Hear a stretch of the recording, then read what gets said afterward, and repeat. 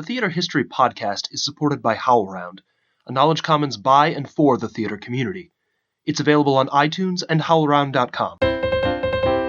Hi, and welcome to the Theater History Podcast. I'm Mike Leager. With St. Patrick's Day approaching, we're about to be inundated with a lot of familiar Irish stereotypes, and the Irish stage hasn't always been immune to promoting some of these cliches. But today's guest reveals that there's a lot more to the story of modern Ireland than rural idyls and picturesque cottages. Dr. Elizabeth Mannion is the author of The Urban Plays of the Early Abbey Theatre, Beyond O'Casey, as well as the contemporary Irish detective novel. Elizabeth, thank you so much for joining us. Thanks for having me. I'm looking forward to it. The stereotype that we often see of Ireland is rolling green hills, small villages, but even a century ago, there were parts of the country that were heavily urbanized. Can you paint a picture for us of what life was like in a city like Dublin approximately a century ago? Well, there's a census from, I think it was 1901, that tells us, or confirms for us, that over a third of people in Ireland were living in what they designated as large towns and cities, which meant any kind of a community over 2,000 people. So the rural ideal that we have in our heads is it's a couple of things. Number one, I think it's more of an American perception than perhaps anything else. And the idea of it being any notion of realism really would predate even the early 20th century. There is still obviously a lot of agrarian communities there at that time period, but people are shifting toward the cities. And Dublin is the second largest populated city in Ireland in the early 20th century, Belfast being the first. Belfast, of course, has all the industry.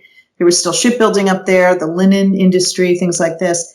And Dublin was really more of a light industry situation. The Industrial Revolution pretty much bypassed the city of Dublin. And so what we had there was a city of real contrasts. There was great wealth, there was tremendous poverty, but there was also a working class of tradespeople. Guinness Brewery certainly was a large employer, the tram system, things like this. And it was a magnet for people who were interested in the arts. So you did also have a large influx of people who were interested in pursuing careers as writers, as theater makers, as painters, as musicians, this sort of thing. So by the time period that I cover in my book, which is when the Abbey opens in 1904 until the summer of 51, you had an interesting mix of people, and you had these enormous socio-political shifts going on. So in those few decades, you had the rise of organized labor, and then the lockout in 1913, which really decimated the trade union groups. They would start building up again, of course, by the time 51 comes around. But there was a long stretch of time there where organized labor was in complete flux.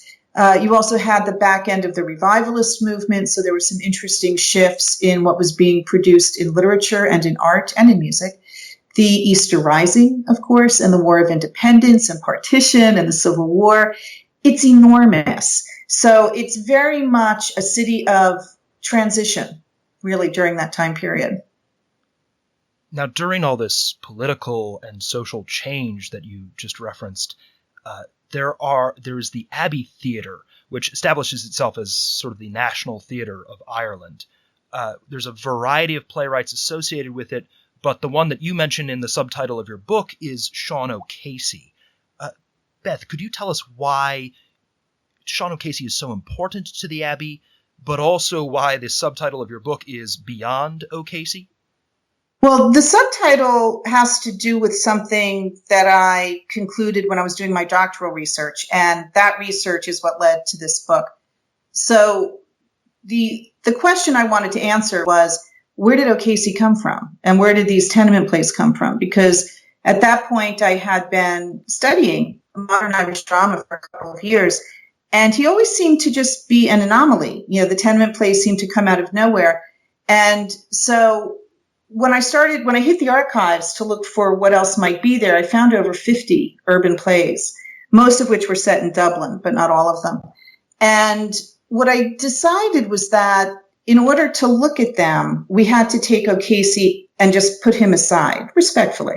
But his shadow was so dominant that it was hard to see these other plays. I'm fairly certain of that. Now, they're not all brilliant, and they're certainly not all on the scale of O'Casey, but there are plenty that are deserving of attention in order to get a full view of what was happening in modern Irish drama at the Abbey during this time period. So that's the reason I'm saying beyond O'Casey. We have to look behind him. And then what I did in the book was present my research on all of these other plays. I touch on O'Casey occasionally, but mostly those plays aren't part of this volume.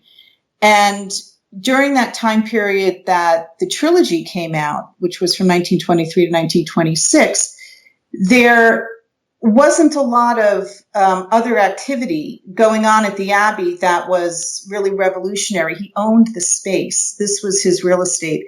So he's central to the Abbey really for two, I think, equal reasons. One is creative. The plays are fantastic. He opens up and really establishes tragic comedy as a genre, and it is mimicked in Europe and in America, by writers. He's terribly important. His legacy is all over. Here in the States, certainly Arthur Miller cited him, Lorraine Hansberry, a whole bunch of American writers from like the 40s and 50s look back to him. And I suspect some contemporary ones probably do too.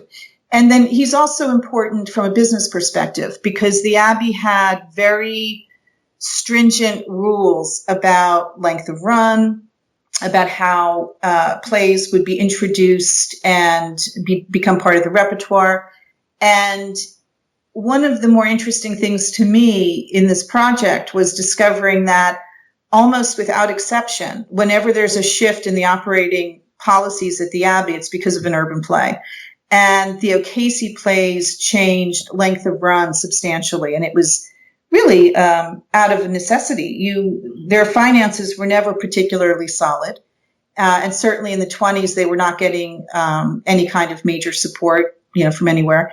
And so the urban plays wound up being the plays that sold the most tickets. And so when the O'Casey trilogy comes up, I don't have it directly in front of me, but I want to say that Shadow went from the 2-week minimum or maximum run to 4 weeks. And then when Juno comes along in 1924, it goes even further. And then by the time The Plough and the Stars premieres in 1926, it's going further still. So he's really central to their history, both creatively and from a business model. Now, if we do take your suggestion to move beyond O'Casey and talk about all these other urban plays that were out there, what would someone who's unfamiliar with this genre might want to look into first? What might be a good place to start in terms of plays, playwrights? Good question. I can tell you the ones that I found the most compelling, if that's useful, and the most surprising. One was a fellow named William Francis Casey. W.F. Casey is what he published under. And he had 2 plays that the Abbey staged in 1908. One was called The Man Who Missed the Tide, and the other was The Suburban Groove. And you can't read these plays in their entirety, as far as I know. I've never been able to find full scripts. But there are sections of them in the archives at the National Library of Ireland, and it's possible that the new digital archive project at NUI Galway has them. I haven't looked. But these are 2 plays that, with the snippets I've seen, the pages I've seen, and also with these very comprehensive summaries that were commonly put in the papers when they would do a review of a play back in the day in Dublin, you get a really interesting snapshot of something that is almost invisible at the Abbey, which is middle-class life. And there's this real sort of Joycean thread that runs through both of the plays. Casey is such a character, and I have it in my head that at some point I'm going to do a little bio on him. He was a student at Trinity. He was, I think, a medical or law major. I forget now. But he always loved theater and he loved the arts. And he wound up being an assistant in the early days that the Abbey was getting started, bringing deposits to the bank, helping out with paperwork, this sort of thing. And then he wrote these 2 plays that were wildly well received, both critically and, by regular people going to see a show. Lady Gregory thought the world of him. Yeats thought the world of him. But he decided he wanted to pursue a career in journalism. And so he takes off to London and winds up having this amazing career at the Times. When he retires, I think he's already editor-in-chief. And he also wrote a couple of novels. And so he's very interesting to me. And he's somebody whose work adds an interesting dimension to what was happening at the Abbey, certainly in the early 20th century. Another play that would be essential reading would be Mixed Marriage by St. John Irvine. And that one is set in Belfast, and it's been much analyzed. It's certainly an easy book to find, an easy play to find. And that's important for a number of reasons in dealing with issues of sectarianism, in dealing with working class issues, and that's an important one. And then a lesser known Irvine play that I love and that I do believe is still in print, came out in 1913. It's called The Critics, or A New Play at the Abbey. And that to me is important because it's a benchmark for just out of this world, really funny, and it still holds up satire. It's set at the Abbey, and it is really, Irvine had a play that came out after Mixed Marriage, which was well received. That was completely trashed by critics. And this was his shot across the bow back at the critics. And it just completely rips to shreds all of the critics who gave him a hard time with one of his earlier plays. But it's really funny. And another important play would be Gogarty's Blight, which was from 1917, the first tenement set at the Abbey Theatre.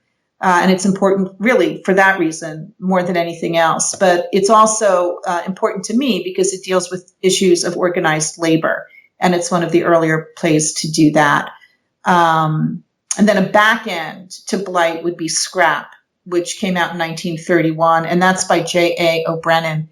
And if Blight is the ramifications of the lockout in near time, Scrap is the ramifications a decade or two later. And it's, again, these plays are not all brilliant. And this play certainly has its flaws, but I think it's a really important piece of cultural commentary on the legacy of the lockout on the working people. And what else would I put down there? Most of the Irvine plays, are realism. And so I probably want to recommend two plays that are a bit more experimental in nature and are two, or maybe the earliest examples of things getting a little bit more adventurous, yet retaining an urban plot line. And that would be The Man in the Cloak by Louis Dalton and Conjurers by Paul Vincent Carroll. And they both were staged in the late 30s. I want to say 1938 or 37, somewhere around there. And they were both directed by Hugh Hunt, who, along with Lennox Robinson, was one of the more dominant directors of urban plays at the Abbey. And The Man in the Cloak deals with, this is a very trippy looking play, and it kind of reads trippy too. And it deals with Clarence Mangan, the poet, and sort of his dying days. And Conjurers is set during the Easter Rising. It's set at a library in Dublin, and they have all of these statues of various historical figures from Ireland's fight for independence going way back. And the statues come to life while the rising is happening outside. And I don't know, for some reason, it's a play that I go back to again and again. I find it fascinating. With all these plays, and like you said, they're kind of all over the place in terms of quality, in terms of how they handle their particular issues. What are some of the conclusions that we can draw about Irish life and society and politics in the early 20th century? Maybe some of the more surprising aspects that emerge from these plays.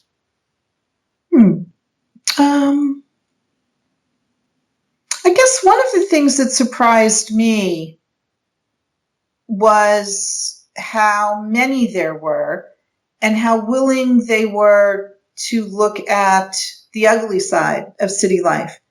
And, it really shouldn't have surprised me because certainly the dominant repertoire, the so-called peasant plays, deal with that too. Sing, most famously, is unflinching in the hardships and the isolation of living in a rural space. But I suppose because the urban plays were really the plays that were staged to get butts in seats, because, Yeats very famously, I think he would have been quite pleased if he put on a play and no one came. It wasn't, the Abbey wasn't set up to be a theater of popular, it was supposed to be an antidote to the vaudevillian sort of things and the music hall stuff and the revivals that were going on, down at the Gaiety and other places in Dublin. But I was surprised at how these plays that were really being served up, I don't think it's a stretch to say, to the average theater goer, how willing they were to show the negative side of city life, and so they deal with issues of poverty. This wasn't escapist drama by any stretch of the imagination. And for right or wrong, I tend to think of theater that is staged strictly really to get people in. I tend to think of it as more escapist, stuff. And this was not that. You saw the tenements, you saw the hardships of being a day worker. You saw the ramifications of all of the war and the fighting that was happening, again, during this period, from, I tend to I cast back to the lockout. So like 1913 to, the mid-20s, or at least 1923, that they're really willing to show and to blow a hole in some of the myths of the nationalist project to show the downside of it, which, of course, O'Casey famously did, too. Moving ahead to more recent history, I think many people who follow Ireland in the news know that it's gone through some radical changes in the last few decades. The rise and then the fall of the so-called Celtic Tiger. But this contrast that I sort of began with, this contrast between reality and this romanticized image persists. What do these plays, these urban plays from the early 20th century, have to say about Ireland today, its self-image, where it is now? They're very much of their time period.